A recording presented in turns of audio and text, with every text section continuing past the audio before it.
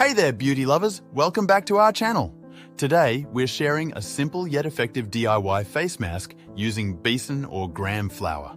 This natural ingredient has been used for centuries to improve skin tone and overall health. Let's get started.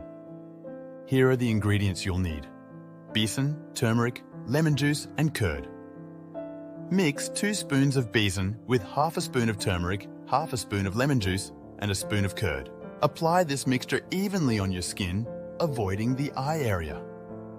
Leave it on for 10-15 minutes or until it dries completely.